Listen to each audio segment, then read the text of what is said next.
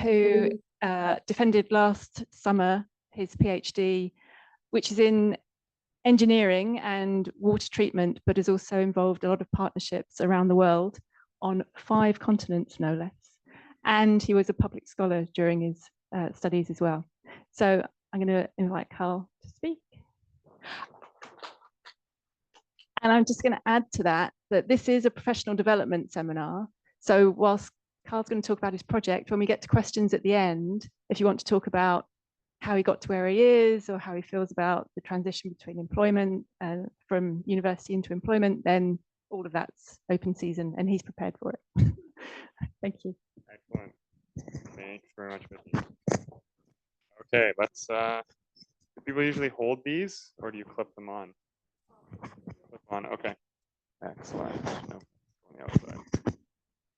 Okay, hello everyone. Can you hear me now? That sounds good. Okay, awesome.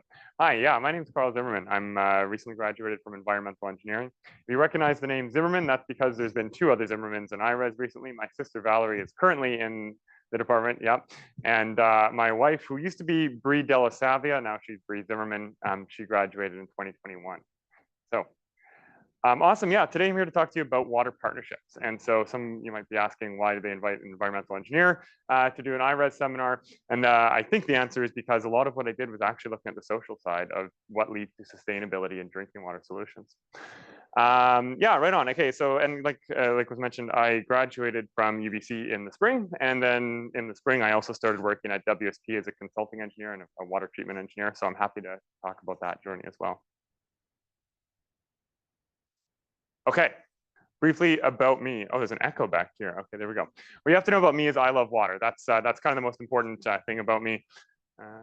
There we go. So this is me a couple years ago. That guy there, I think I look a little bit older, but not too much older, but on the UBC rowing team. A little bit slow, there we go. Here's an earlier attempt at me learning how to float boats and move them around.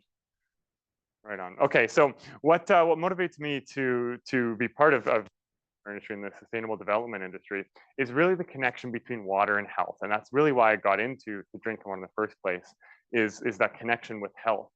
And when I started kind of understanding a bit deeper, or digging a bit more into the science of drinking water treatment and the science of keeping water safe, I kept coming up that we can treat water, we can innovate brilliant water treatment technologies, but safely managed water is more than a technology. It's a whole network.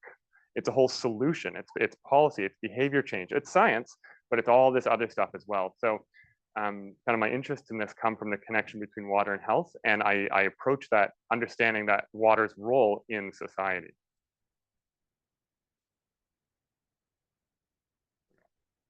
Okay, my background. So I did my bachelor's in chemical and biological engineering at McMaster. Clicker is delayed I don't know if I need to be closer. There we go. And then, yeah, PhD here at UBC. And I did have 2 very distinct topics. One was on biological ion exchange, and I'm happy to put you to sleep talking about biological ion exchange and natural organic matter removal. But what we're here today to talk about is the tools for water partnerships. Yeah, and here well, here's kind of the different phases of what I've worked on in my time. There we go. Okay, some lab research. That was kind of the science side of what I learned. While I was at UBC, I was involved in some work with First Nations communities in drinking water, and that's why I first started understanding the importance of looking beyond just the technologies. And then this is a meeting I was having, a community meeting in India, and so I'll share that. But that was, again, listening to organizations and NGOs to learn what other than the technology is important for long-term success.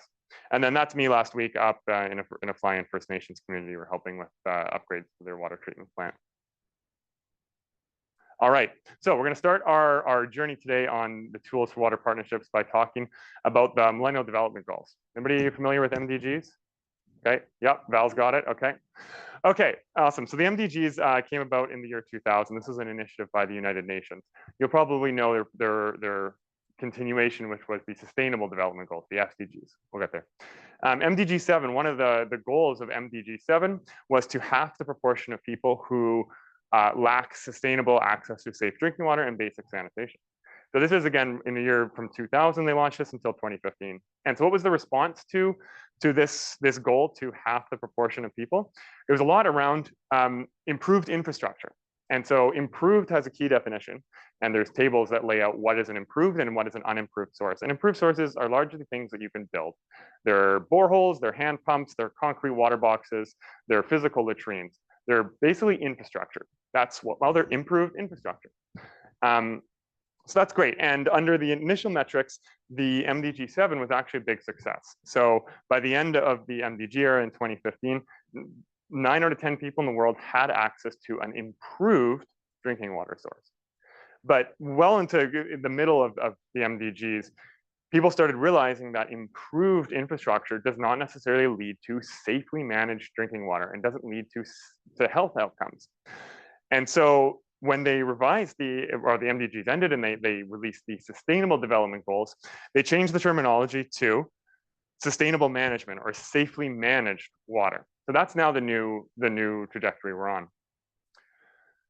And so when we look at kind of what was missing and what wasn't captured by the MDGs, I like to describe this. I've got 3 kind of models of sustainable development or paradigms of sustainable development that we've gone through, and we're in the 3rd one now, and I'll explain those.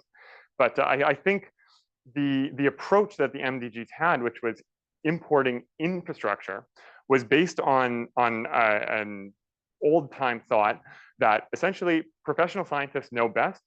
They're going to solve your problems, right? So rich countries will innovate things, build things, and then import them to poor countries. And so that's where our first development model, which I like to call the import model. This is essentially that. So this originated, the import model, I've kind of traced back to originating in the post-World War II era. So World War II reconstruction was successful because the rich countries, mostly the US, basically gave money to the made poor countries, mostly Eastern Europe and well, most of mainland Europe, and they did really well. So they tried to extend this in the 60s, 70s, and 80s to development theory and saying that poor countries are poor because they're poor. So let's make them not poor by importing boxes of stainless steel filters. Let's import concrete to build wells. Let's import money. Let's import people and expertise. So there was a lot of importing. But I like how this other researcher put it, that without the active participation of the community, these water supply schemes will be disused and then deteriorate. Okay, I think most of us in the room probably have heard this story before. So we understood that the import model probably didn't lead to sustainable safe water access. So the next model that I saw happen was what I call the strings attached model. So the reaction from the import was basically, okay, it shouldn't be Westerners doing all the work. We should have local people doing the work. So the strings attached model, basically foreign donors and foreign organizations designed the development programs, but then they hired local people to implement them. So it was local implementation of decisions that were made by foreigners. So strings attached. And this is kind of where I see some organizations, we're still getting out of this. A lot of international grants these days are still, here's, apply for us for $40,000 to build rainwater harvesting at a household system in a peri-urban area. And like, okay, yeah, that could be a solution somewhere. But then I've met with so many NGOs who go like, we don't really work in that area, but I need to pay my staff, so let's apply for that grant, right? So that's a strings attached model where it is, it can work in some areas, but the money is only for one thing. So now what we're getting to, and I see this emerging and is what I call the water partnerships model. So this is basically thinking about how can we run development or specifically safe drinking water projects by empowering the water users, so the communities themselves, into a decision-making role. So there is a role, I mean, I'm an engineer, there's a role for technical advisors, there's a role for nurses and doctors and health experts, there's a role for teachers, there's a role for elected professionals, there's a role for government, right? There's all these people have a supporting role, but it really has to be the end users who understand their local value system, their needs and their capacities. They're the ones who have to be making decisions. And to do that, we need everyone supporting them in a water partnership. So that's like nice on a conceptual level that we understand water partnerships are good, but to this day, we kind of don't understand how water partnerships work. And so 3 questions that kind of emerge from that are, who needs to be involved? What are their roles? And how can we make sure that everyone is confident and able to take part in water partnerships? So I designed the study that I called the Tools for Water Partnerships. And over the last 2 years of my PhD, I had the very fortunate opportunity to travel around the world and meet with amazing and inspiring water leaders on 5 continents. And so I like to say these are kind of partners of friends, or friends of friends that I got introduced to, followed up and asked if I could be invited to visit and learn from them for a few weeks. And I had an amazing supportive response. Yeah, and I spoke to, I think it was just under 400 people I was able to speak to and kind of collect information, and generally looking at those 3 questions. When we approach water partnerships, who needs to be involved, what's their role, and what are the tools to make sure everybody is able to participate in water management. And so understanding that I was trying to understand water partnerships, and this is kind of a very timely research topic. I launched into this in 2022, and in 2023, the UN ripped off the title for my thesis when they published the World Water Development Report, and they called it Partnerships and Cooperation for Water, which I think is basically the same thing as Tools for Water Partnerships, but it's on me for having not published anything yet. So that's okay. I'm not bitter. All right. There we go. Okay, so what I like to do is I like to tell stories. I like to tell water stories. I listen to water stories. These stories aren't mine, they're other people's, and I like to share them through photos. So the rest of this, I'm going to share a lot of photos and stories. So what I want to share on the first slide here, this is what I call the most important quote in the water sector. So if anybody's writing things down with pencils, sharpen your pencils up. This is the quote. And when I spoke to water leaders around the world in very different contexts, a very common theme emerged, and that's this. People know their water challenges, and they know their water solutions too. People know their water challenges, and they also know their water solutions. And what that means is that people are willing and able to participate in water management. But I like to use the analogy that nobody's born ready to know how to build their house, right? There's a couple things you need to learn in between, like how do you do electrical, how do you do plumbing, what's the foundation? Similarly to drinking water management. People are willing and able to participate in water management, but there's a bit that they want to know beforehand. And so that is a lot of what, there we go. A lot of what I was learning from these organizations is that they weren't focused on technologies. The drinking water technologies are already out there. They were focused on how do we get people involved in water partnerships. And again, very surprisingly or excitingly, across very diverse contexts and different cultures and languages, basically 3 steps emerged. All these organizations use almost exactly the same 3 steps to empower people to participate and what leads to safe water solutions. So those 3 steps are, first of all, information. So people need information about what are the local water contaminants and what's their connection to health, right? Clear water is not necessarily safe. Bacteria are invisible. Clear water, what are the local contaminants? What's their connection to health? And information on what are the options to treat the water or find a safer water source. The second ingredient is ownership. Ownership has 2 parts. It is legal ownership and a psychological ownership. And I'll explain more of that in the next few slides. And then third, once you have information and ownership, people often are able to come up with a plan. And you need resources to take action on that plan. All right. The rest of the presentation is all fun pictures that tell stories. So remember, our 3 ingredients are information, ownership, and resources. So let's start with information. One of the most important in the first steps is for people to understand what are the local contaminants. And like I mentioned, many of them are invisible. Iron is one of those things, except at very high concentrations. Iron is mostly invisible. So visualizing invisible contaminants is an excellent tool for building awareness of the need to act for safe water.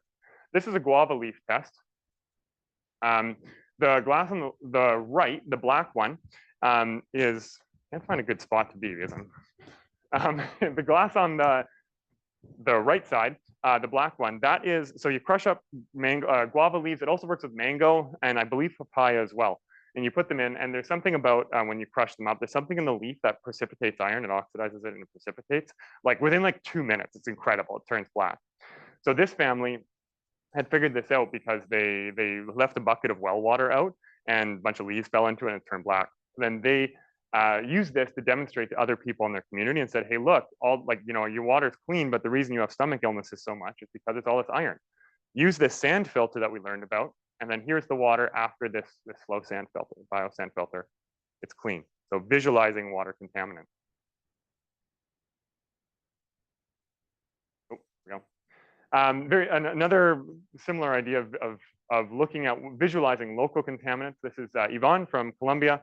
And they went to communities and they tested for bacteria or E. coli using the community's specific water source. That's another one. It's important to look at the local contaminant.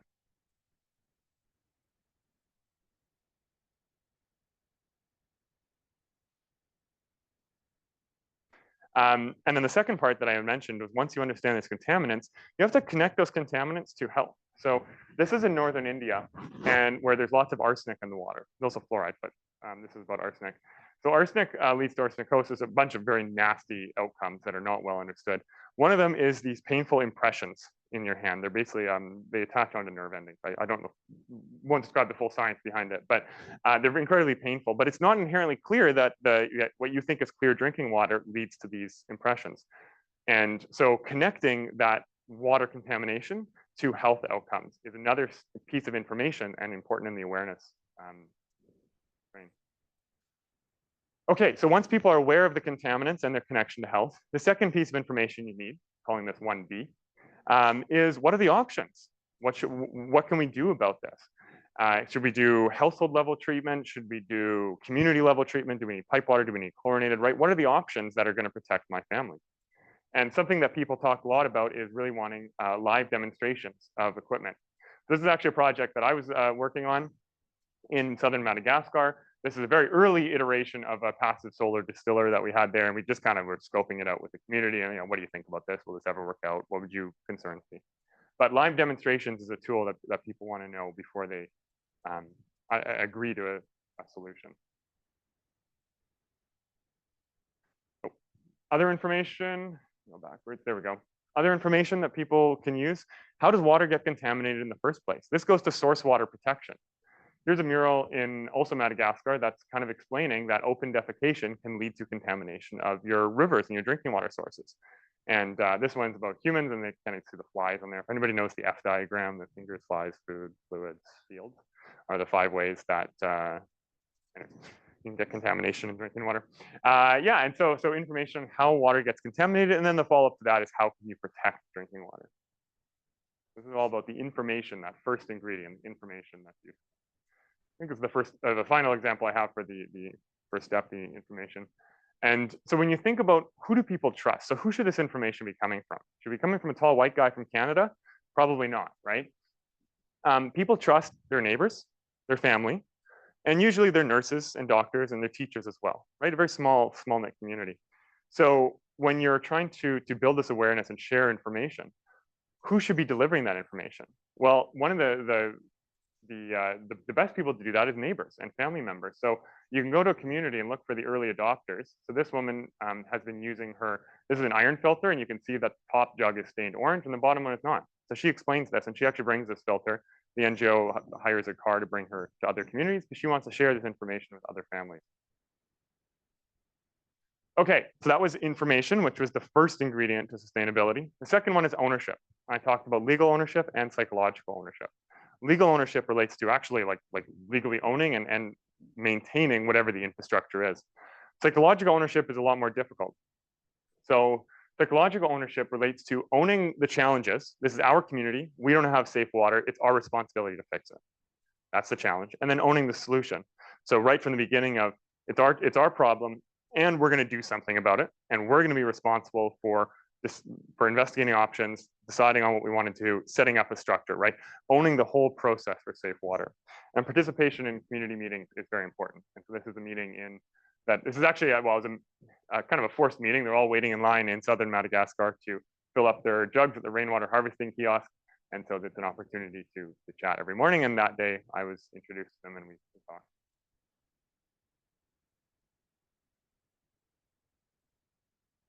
We'll get there. There we go.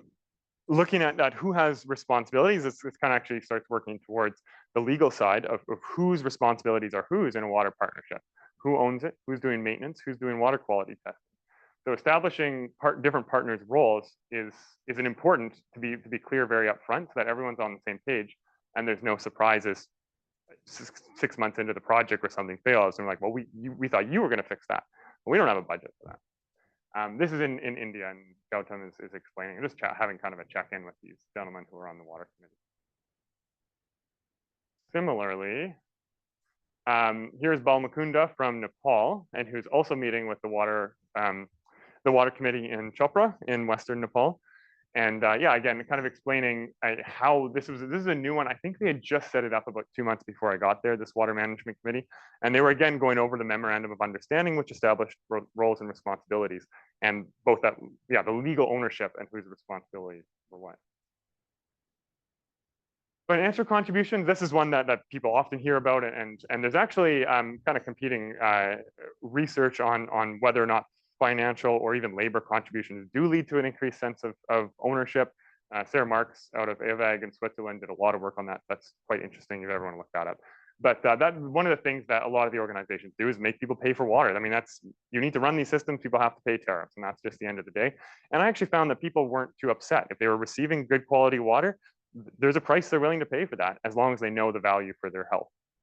Right, so that's another contributor to ownership. And this is a really cool, I really enjoyed visiting these guys at Ecofill in Colombia. They make all these clay pots, and they're very quiet about it, but they've delivered 100,000 clay pots to communities all over Colombia and Venezuela and some parts of Latin America. Anyways, they're super passionate. But what people like about them, and the people I spoke to who were receiving these pots, is that they're local, and they're not a giant organization. They don't receive like huge grants from international organizations. They do everything themselves. They ship them themselves, and they're always available. Every filter ships with a sticker that you can contact them. It's in the local dialects. Yeah, so keeping ownership local, people really enjoy that, and they'll trust the solution more.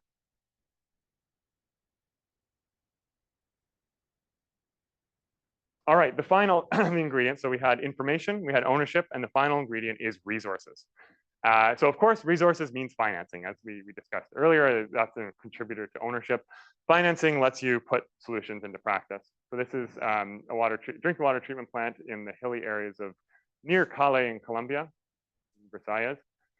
And so, yeah, Camino Verde is basically an organization, a public corporation that's been tasked with managing this, and they collect these and yeah, and run the drinking water plant. Another resource, there we go, technical training. This is in Uganda. So this is, they were learning how to rebuild a pump. So they took apart the pump and they were teaching the mechanic how to rebuild the pump. And then that way, when the pump breaks, you don't need to take the system offline for 2 weeks to ship the pump out to a larger community to do it. The local water operator can rebuild it themselves. So another resource is the technical knowledge and the training sessions to learn how to maintain and operate your system. This is one that was kind of new to me, was permission for water withdrawals. So again, this is a resource you need in many areas. This is an example from Nepal, and Colombia was big on this as well. People own the rivers, right? Farmers own the rivers through their fields, but the drinking water systems need permission to withdraw that water. And you need to know that in 5 years, we're still going to have permission. So you need to register these streams. There's different countries have different ways of doing this. Register the streams and register essentially a permit for withdrawals. We do this here in Canada as well with drinking water, with surface water and groundwater withdrawals. But yeah, this is the newly formed water management committee here in Nepal. And the way they told me is, I don't know if you can tell, there's a lot of like rainwater running away. There was a big rainstorm the night before we were there. So this is the first time that all their systems had flooded. They were going just to check them out. Yeah.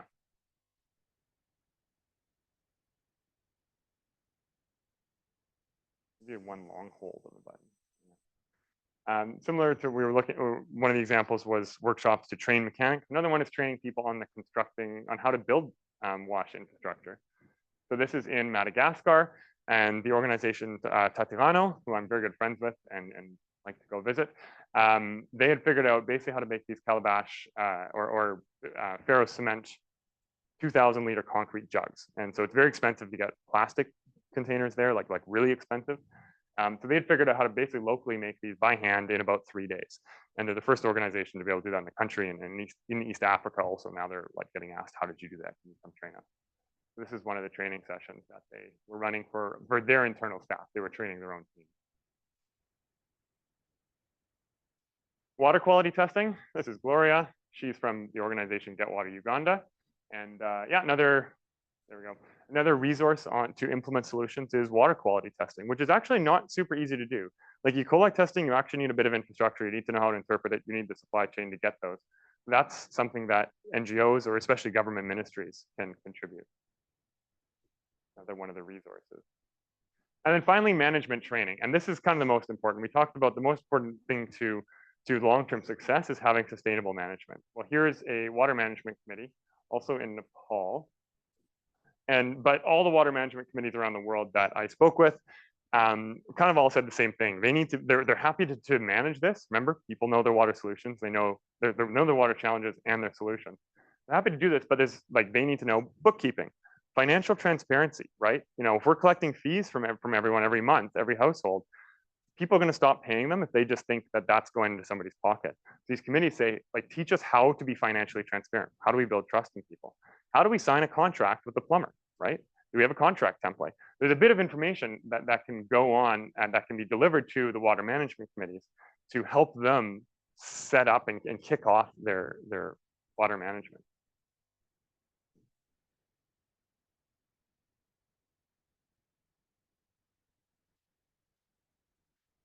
Shoot a laser at the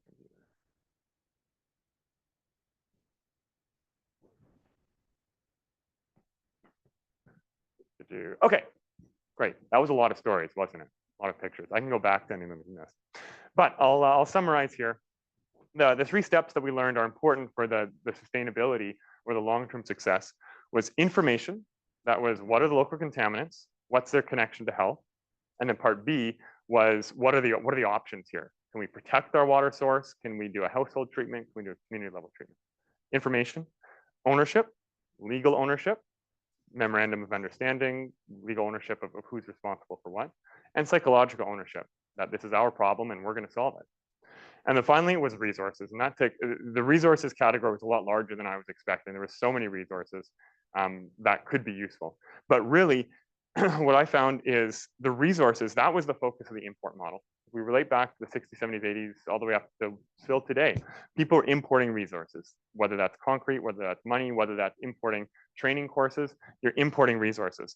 But without the first 2 ingredients of information and ownership, resources, what was the quote? It was, will often be disused and deteriorate, right? So this, all together, you need all 3 ingredients to ensure the long-term success of safe drinking water solutions. All right, I also want to invite everyone. So that's kind of the last slide here. Tonight, I don't know if the message was able to get passed around, but yeah, tonight at 6 p.m., I believe in this exact room, we're screening a documentary, Water Together, which you got to hear me explain a lot of the stories in English. Now, this documentary explains a lot of those same stories. You'll see a lot of the same faces that I shared, but you'll hear their own voices with English subtitles, telling their stories about their water challenges and specifically their water solution. The last slide I want to leave you with here today. This is a meeting of the water kiosk agents from Tatirano in Madagascar, and they get together about once every 2 or 3 months to just kind of share stories of what challenges they have, and it's kind of a support network. Tatirano hires exclusively women to run their 100 and some water kiosks, which is pretty cool, and they try to have only women, like as best they can, women in the leadership team and the admin office. And I was there the day they christened the first women-only construction team, which was so cool to see. Women don't do construction in Madagascar, that just doesn't happen. And I got to go on this trip with them. We were going to very rural communities in the Land Cruisers, and to see the women jump out and start sawing apart pipes and valves and rebuilding door frames and stuff on their water systems, and just to see the girls in the community, the children in the community kind of just standing there staring like, whoa, women can do this? And that was really special to get to see that. Anyways, what I want to leave you with, I asked everyone I met in the world the exact same question, and I tried to make it as ambiguous as I could. And that question is, who or what is the most important thing for keeping water safe in your community? Who or what is most important to keep water safe in your community? And I'll bring up the word cloud here, and I want you to look at how many of these things relate to a technology versus how many of these things relate to a people or some element of a water partnership. And I think that's a very telling story for what we need to do to address safe drinking water.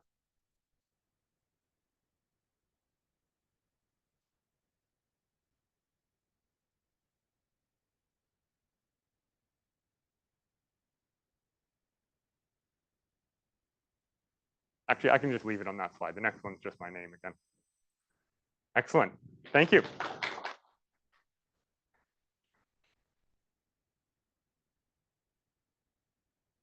All right. Yeah, sure. Yeah.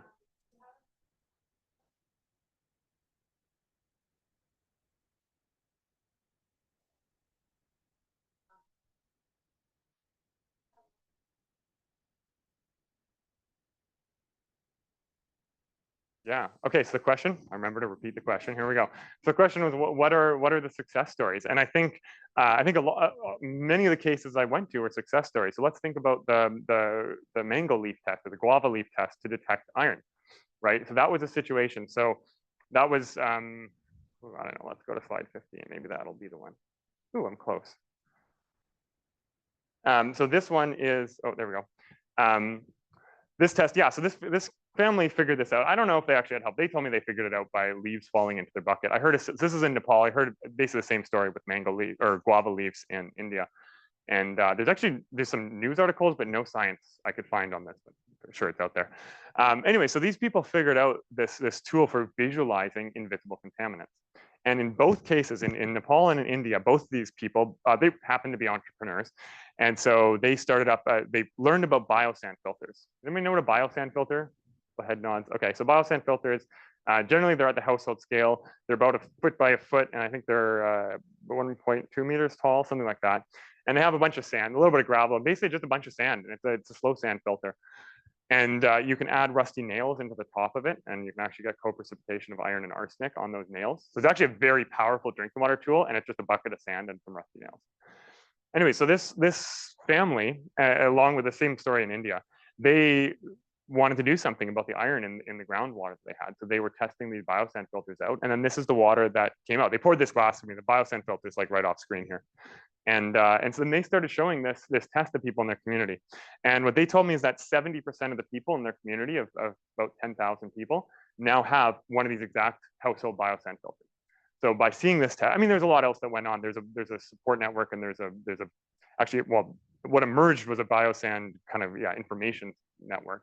But that led to the ability for this family and a couple others to build enough filters, and them and the NGO worked to create enough demand that people, 70% of the community now has a biosand filter, and their water doesn't have iron in it.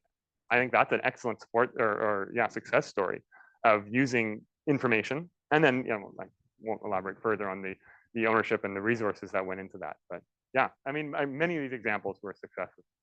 We've got a question there and then up.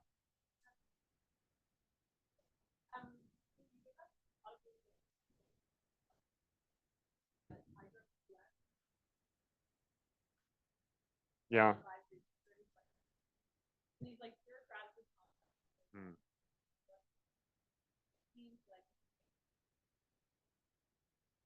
That's an excellent question. So the question was, many of the examples I gave, actually almost all of them were from developing countries. And we still have water challenges in developed countries, say in British Columbia and in America. And that's absolutely true. And you also nailed it there with what's the limit or what's the challenge? Bureaucracy, essentially. So that's a lot of what I do right now. I'm a drinking water engineer at WSP. So I work with a lot of First Nations communities, and I'm going back to a flying community next Sunday for a week, and we're working with drinking water challenges in rural communities. So I see a lot firsthand of this, and in short, the answer is politics. What's really interesting, and this is what I was so happy to learn about through this study, is many of these stories are the same. People still want to know, like, you still need to involve the water operator. In BC, we have the First Nations Health Authority, that's the health regulators, right? You have the government, like all the same people need to be involved. But there's, in Canada specifically, the Indian Act throws a huge wrench into who's allowed to do what funding's available. I won't get too much into it because I don't fully understand it myself. I guess, I don't want to say that I know too much about this, but colonial history in America has messed up a lot of relations in these rural communities and in First Nations and Indigenous communities. And that adds a layer of complexity to solving problems, that there's a whole bunch of hurdles to get through. And in my experience, the way that you can get through those hurdles is by proposing infrastructure. We're going to spend a ton of money, and we're going to do it before the end of the budget year. And what you end up with is very little time building trust and building relationships and building capacity development. Like, I don't know how many operators I've seen who don't have a high school degree. And you're putting these advanced technologies, like really advanced water treatment technologies that, like I would have to read the textbook on how to operate these things, and they're setting them up in communities too soon with an operator who doesn't know how to do a chlorine breakpoint calculation. So, and I think in my experience, that's because of the approach that the government has to spending money. There's actually a lot of money in First Nations available for First Nations water right now, but it's difficult to spend. And that means that you have to spend it really quickly, which means you're spending it in what I would call the wrong way. I'm trying to solve that. I just started working at WSP. I every day propose and throw out ideas and think about different and better ways we can approach rural water systems. Give me 10 years, we'll see where we can go. Yeah, but lots of the stories that I talked about here relate to human nature and who do people trust and how do you empower participation, and those transcend geographies. I mean, these stories, I think I got one from every the continents I visited here, hopefully close to that. People are people. Yeah. Good question. Yeah, thanks. I think we had two maybe at the back. You can. Yeah. Ooh.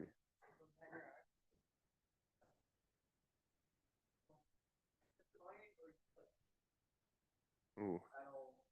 Okay, so you're asking me a science question. So the question was, with this picture, basically, what's the reaction with iron and what's the stoichiometry of it? I have no idea.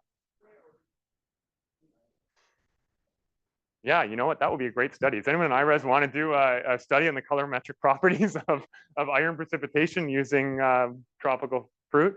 I don't know. I'm not sure if it's I would call this a presence absence test, because I don't know if you could correlate like colorimetric density to concentration. I'm not sure if there's a lower limit for that. It was incredible. I have videos of this, and I think there's one in the documentary if you want to look it up. Documentaries on YouTube, by the way, in case you can't make it tonight. I should have told maybe afterwards told you that. Yeah. So if you look at, like, right away, black clouds just start pummeling down. It's like, when you pour Guinness and you see all like the bubbles falling, like that's literally what it looks like. It's incredible. Yeah. I think, was there a second question? Okay. Okay. Yeah. Go ahead, Val.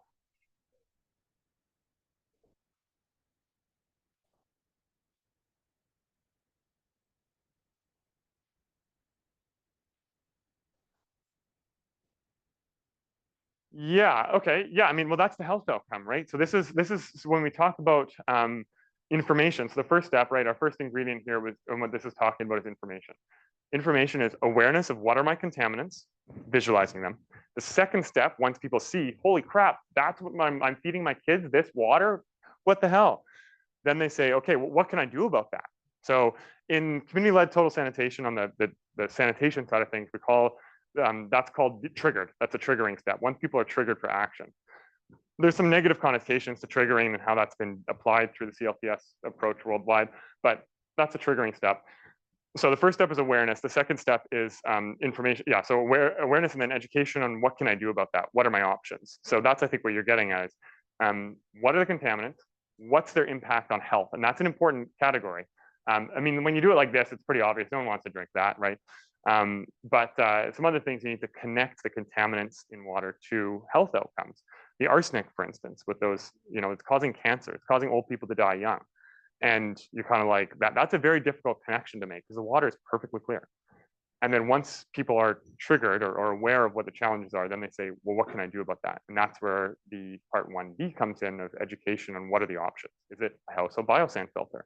Is it arsenic also gets removed in biosand filters? Is it a defluorination unit?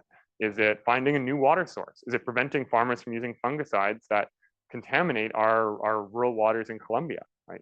What are the options? That all falls under information. Yeah, 5 minutes, okay. Yeah, go ahead.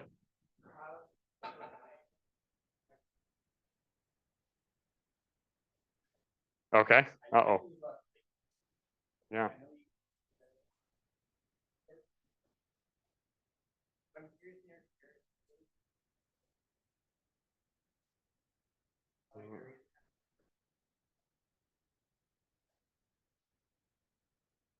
Yeah, excellent question.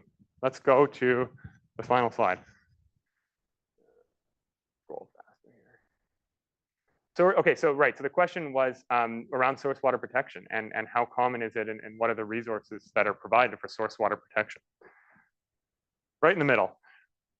When the question, who or what is the most important thing for keeping water safe in your community?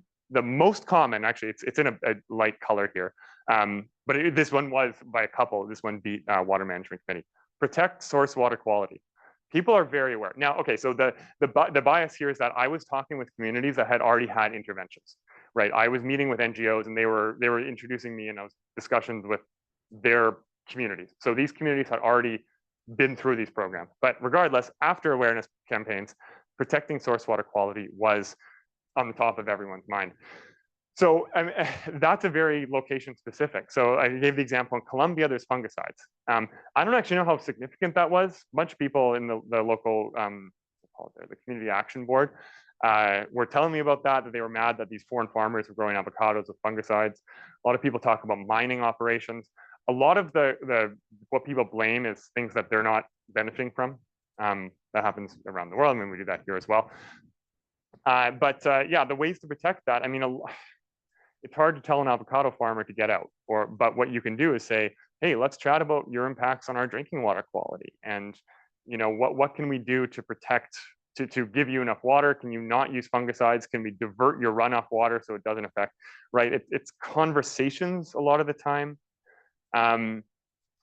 Sometimes you can, yeah, you can use both infrastructure and behavior change policy to protect source waters. So for instance, Metro Vancouver, you're not allowed to go hiking in the watersheds. I don't know if anyone knows, we get our water from 3 lakes in the North Shore. You cannot go there. Even the operators need permits to go hike to check the intakes, okay? They do once a year, they do snowshoe tours. So book it now if you want to be on next year's tour. But, right, so the people in the 40s, 50s, whenever they set up the watershed protection in Metro Vancouver, they had the foresight, we need to protect this.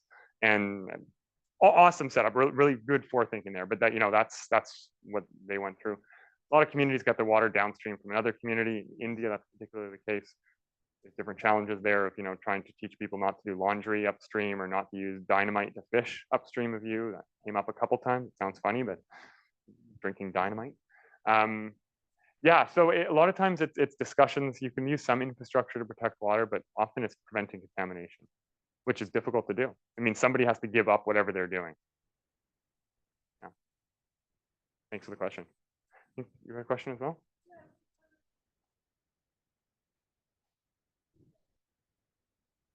Yeah.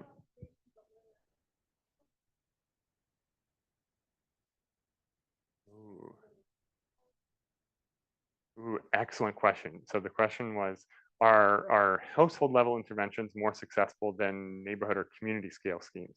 So I think what you're getting at there is centralized versus decentralized approaches to water management. Time and a place for everything. So I grew up in a rural area. Val and I grew up in a rural area. I connect with rural people a lot better. The rural challenges of drinking water are still very large. Urban systems where you can get centralized systems, you get economies of scale, you can pool together resources to hire and train water operators and professionalize water service and water utilities. I'm not saying there's not challenges. There's big challenges getting water access to slums in urban areas and peri-urban areas, in developing large, enormous cities. There's still challenges. But I work a lot with rural communities and where I see that there's fewer options. And that's really where, in large communities, you can implement technology because you have the density. You can convey safe water and you can convey sewage away. You can pump it. It makes sense to install a pump or a drainage ditch. You can treat it. You can have intensive treatments. You can have aeration. You can have blowers. You can have chemical additions. That makes sense.